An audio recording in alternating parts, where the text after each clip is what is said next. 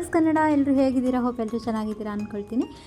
ಹಾಗೆ ಯಾರೆಲ್ಲ ನನ್ನ ಚಾನಲ್ನ ಸಬ್ಸ್ಕ್ರೈಬ್ ಮಾಡ್ಕೊಂಡಿಲ್ಲ ದಯವಿಟ್ಟು ಸಬ್ಸ್ಕ್ರೈಬ್ ಮಾಡ್ಕೊಳ್ಳಿ. ಹಾಗೆ ಪಕ್ಕದಲ್ಲಿ ಬೆಲ್ ಐಕನ್ ಇರುತ್ತೆ, ಕ್ಲಿಕ್ ಮಾಡಿ. ಹಾಗೆ ಇವತ್ತಿನ ವ್ಲಾಗ್ ನಿಮ್ಗೆ ಇಷ್ಟ ಆಗಿರೋ ಲೈಕ್ ಮಾಡಿ, ಶೇರ್ ಮಾಡಿ, ಕಮೆಂಟ್ ಮಾಡಿ.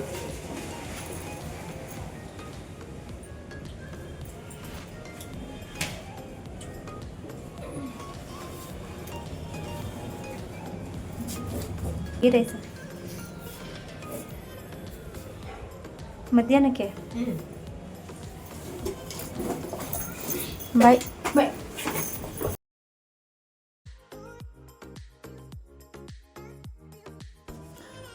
ಮಕ್ಕಳು ಕೂಡ ಎಲ್ಲ ಎದ್ದು ಎಲ್ಲ ರೆಡಿಯಾಗಿ ಕ್ಲಾಸಿಗೆ ಹೊರಟರು. ನಾನು ಅವ್ರಿಗೆ ಟಿಫನ್ ಎಲ್ಲ ರೆಡಿ ಮಾಡಿ ಅವ್ರನ್ನ ಕಳಿಸಿ, ಯಾಕೆಂದರೆ ಮಾರ್ನಿಂಗ್ ಟೈಮು ತುಂಬಾ ಕೆಲಸ ಇರುತ್ತೆ.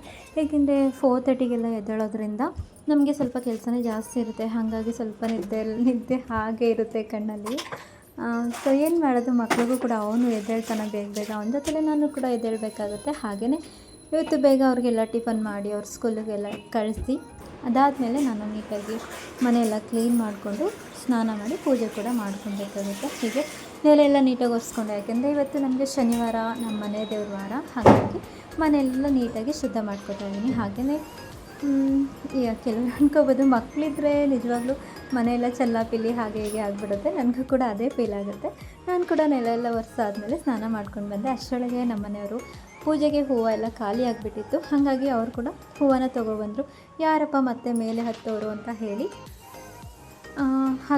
ನಾವು ಹಗ್ಗ ಕಟ್ಟಿದ್ದೀವಿ ಮೇಲ್ಗಡೆ, ಅದನ್ನು ಕೆಳಗಡೆ ದಾರ ಬಿಟ್ಟರೆ ಅವರೇನಾದರೂ ಲಗೇಜ್ನ ಕಳಿಸ್ಬೋದು. ಸೊ ಹಾಗಾಗಿ ಅವರು ಕೂಡ ಹಗ್ಗದಲ್ಲಿ ಹೂವನ್ನ ಬಿಟ್ಟರು. ನಾನು ಅದನ್ನು ಹೇಳ್ಕೊಂಡೆ ಹೂವನ್ನ.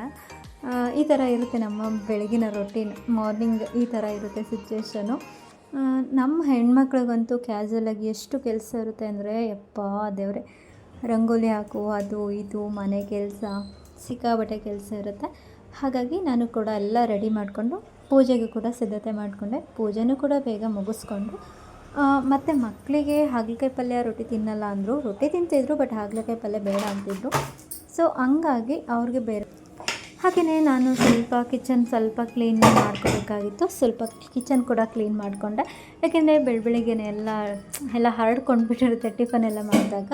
ಹಾಗೆಯೇ ನಾನು ಎಲ್ಲ ಕ್ಲೀನ್ ಮಾಡಿಕೊಂಡು ಸ್ಟವ್ನು ಕೂಡ ಪೂಜೆ ಮಾಡಿಕೊಂಡು ಅದಕ್ಕೆ ಸ್ವಲ್ಪ ಹಾಲು ಕಾಯಿಸಿಟ್ಟಿರಲಿಲ್ಲ. ಹಾಲನ್ನ ತೊಗೊಂಡು ಕಾಯಿಸಿಟ್ಕೋತಾ ಇದ್ದೀನಿ.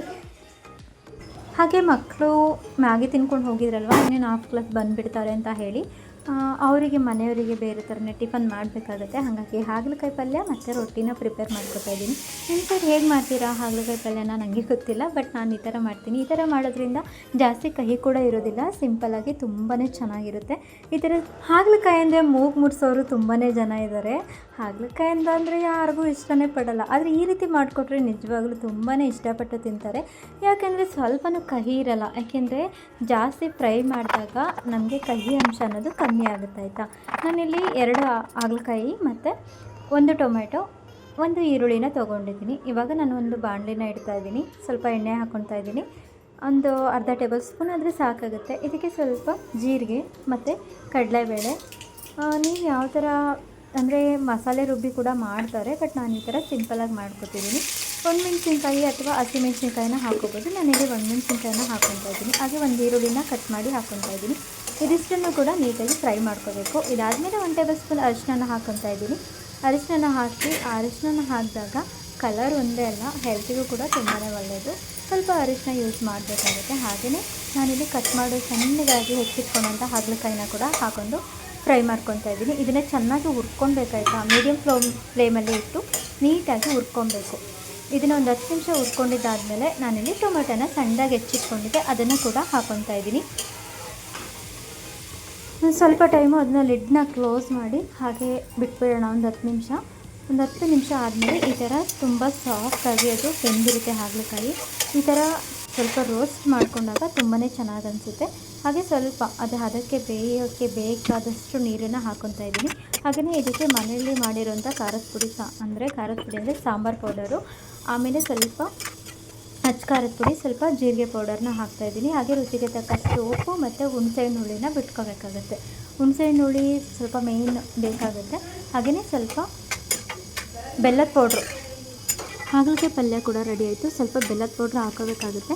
ಸ್ವಲ್ಪ ಕಹಿ ಅಂಶ ಎಲ್ಲ ಹೋಗುತ್ತೆ. ಹಾಗಾಗಿ ಸ್ವಲ್ಪ ಕಾಯಿ ತುರಿನ ಹಾಕ್ಕೊತಾ ಇದ್ದೀನಿ. ಒಂದು ಅರ್ಧ ಕಪ್ ಆದರೆ ಸಾಕಾಗುತ್ತೆ. ಲಾಸ್ಟಿಗೆ ಕೊತ್ತಂಬರಿ ಸೊಪ್ಪನ್ನು ಹಾಕಿದ್ರೆ ಹಾಗಲಕಾಯಿ ಪಲ್ಯ ರೆಡಿಯಾಗುತ್ತೆ. ಇದು ರೊಟ್ಟಿ ಜೊತೆಗೆ, ಹಾಗೆ ರಾಗಿ ರೊಟ್ಟಿ ಅಥವಾ ಜೋಳದ ರೊಟ್ಟಿಗೆಲ್ಲ ಪರ್ಫೆಕ್ಟ್ ಕಾಂಬಿನೇಷನು. ಹಾಗೆಯೇ ನಾನು ರಾತ್ರಿ ಏನಾದರೂ ಅನ್ನ ಉಳ್ಕೊಂಡಿದ್ರೆ ಅದನ್ನು ನಾವು ರೊಟ್ಟಿ ಮಾಡಬೇಕಾಗತ್ತಲ್ವಾ.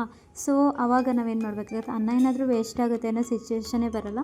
ಯಾಕೆಂದರೆ ಅನ್ನನ ಸ್ವಲ್ಪ ಬಿಸಿನೀರು ಜೊತೆ ಹಾಕಿ ಒಂದು 10 ನಿಮಿಷ ಕುದಿಸಿ ಅದಕ್ಕೆ ಅಕ್ಕಿ ಹಿಟ್ಟನ್ನ ಹಾಕಿ ಮಿಕ್ಸ್ ಮಾಡಿಕೊಂಡು ರೊಟ್ಟಿನ ತಟ್ಕೊಳ್ಳೋದ್ರಿಂದ, ನಮ್ಮ ಮೈಸೂರು ಡಿಸ್ಟ್ರಿಕ್ ಕಡೆ ಎಲ್ಲ, ನಮ್ಮ ಊರಲ್ಲಿ ಈ ಕಡೆ ಎಲ್ಲ ಇದೇ ಥರ ನಾವು ಮಾಡ್ಕೊಳ್ಳೋದು. ರಾಗಿ ರೊಟ್ಟಿ ಆದರೂ ಅಷ್ಟೇ, ಅಕ್ಕಿ ರೊಟ್ಟಿ ಆದರೂ ಅಷ್ಟೇ, ರಾತ್ರಿ ಉಳಿದಿರೋ ಅನ್ನದಿಂದ ಈ ಥರ ರೊಟ್ಟಿನ ಮಾಡ್ಕೊತೀವಿ. ಈ ಕಡೆ ರೈಸ್ ಕೂಡ ಸೇವ್ ಆಗುತ್ತೆ. ಹಾಗಾಗಿ ನೋಡಿ, ಎರಡೂ ನೀಟಾಗಿ ಬ್ಯಾಲೆನ್ಸ್ ಆದಮೇಲೆ ನೋಡಿ ಎಷ್ಟು ಚೆನ್ನಾಗಿ ಬರುತ್ತೆ ಗೊತ್ತಾ ರೊಟ್ಟಿ. ಗರ್ಗರಿಯಾಗಿರುತ್ತೆ. ನಮ್ಮ ಮನೆಗೆ ಸಾಫ್ಟಾಗಿ ಇರೋದಕ್ಕಿಂತ ಹೆಚ್ಚಾಗಿ ಗರ್ಗರಿಯಾಗಿರಬೇಕು. ಗರ್ಗರಿಯಾಗಿ ರೊಟ್ಟಿ ಇದ್ದರೆ ಚೆಂದ ಅಂತ ಹೇಳ್ತಾರೆ. ಹಂಗಾಗಿ ಬಿಸಿ ಬಿಸಿ ರೊಟ್ಟಿನೇ ತಿನ್ನಲಿಕ್ಕೆ ತುಂಬಾ ಚೆನ್ನಾಗಿರುತ್ತೆ. ಈ ಥರ ಹಾಗಲಕಾಯಿ ಪಲ್ಯ ಮಾಡಿಕೊಟ್ರೆ ತುಂಬಾ ಚೆನ್ನಾಗಿ ತಿನ್ಬೋದು. ರೊಟ್ಟಿ ಕೂಡ ಫುಲ್ ರೆಡಿ ಆಯಿತು. ಇವಾಗ ಹಾಗಲಕಾಯಿ ಪಲ್ಯನೂ ರೆಡಿ ಆಗಿತ್ತಲ್ವ, ಅದು ಇವಾಗ ಶಾಪಿಗೆ ಕೊಟ್ಟು ಕಳಿಸ್ಬೇಕು. ಹಾಗಾಗಿ ಪಲ್ಯನ ಕೂಡ ಒಂದು ಬಾಕ್ಸಿಗೆ ಹಾಕ್ಕೊತಾ ಇದ್ದೆ. ಅದನ್ನು ಕೂಡ ಒಂದು ಬಾಕ್ಸಿಗೆ ಹಾಕಿ ಇವಾಗ ರೊಟ್ಟಿನ ಕೂಡ ಹಾಕ್ಕೊತಾ ಇದ್ದೀನಿ. 4 ರೊಟ್ಟಿನ ಹಾಕ್ತಾಯಿದ್ದೀನಿ. ಅಲ್ಲಿಗೆ 2 ರೊಟ್ಟಿ ಅಂತೂ ತಿಂತಾರೆ. ಹಾಗಾಗಿ ಇವಾಗ 4 ರೊಟ್ಟಿನ ಹಾಕಿ ಪಾರ್ಸಲ್ ಮಾಡಿ ಅಂಗಡಿಗೆ ಕಳಿಸ್ದೆ. ಅದು ಅವರಿಗೆ ಕಳಿಸಿ ನಾನು ಕೂಡ ತಿಂಡಿ ತಿಂದು, ಸ್ವಲ್ಪ ಬಟ್ಟೆ ಎಲ್ಲ ಇತ್ತು. ಮಳೆ ಬೇರೆ ಬಿಟ್ಟು ಬರೋದ್ರಿಂದ ನನಗಂತೂ ಮೇಲೆ ಕೆಳಗೆ ಓಡಾಡಿ ಸಾಕಾಗೋಗ್ಬಿಟ್ಟಿತ್ತು. ಹಾಗೆಯೇ ಕೆಳಗೂ ಬಟ್ಟೆನ ಒಣಗೋಕ್ಕೆ ಅಷ್ಟೊಂದು ಜಾಗ ಇಲ್ಲ, ಮೇಲೇ ಒಣಗಾಕಬೇಕು. ಹಾಗಾಗಿ ನಾನು ಕೂಡ ಮೇಲೇ ಒಣಗಾಕ್ತಿದ್ದೆ.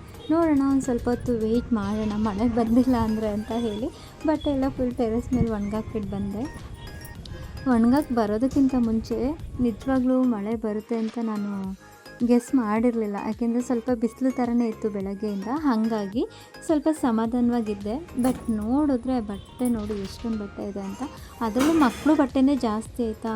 ನಮ್ಮ ಬಟ್ಟೆಗಿಂತ ಹೆಚ್ಚಾಗಿ ಮಕ್ಕಳು ಬಟ್ಟೆನೇ ಜಾಸ್ತಿ ಆಗಿತ್ತು. ಹಾಗೆಯೇ ಬಟ್ಟೆ ಎಲ್ಲ ಒಣಗಾಕಾದ್ಮೇಲೆ ಮಳೆ ಹನಿ ಸ್ಟಾರ್ಟ್ ಆಗಿಬಿಡೋದಾ. ಯಪ್ಪ ದೇವ್ರೆ, ನನಗಂತೂ ಸಾಕಾಗೋಗ್ಬಿಡ್ತು ಇವತ್ತು.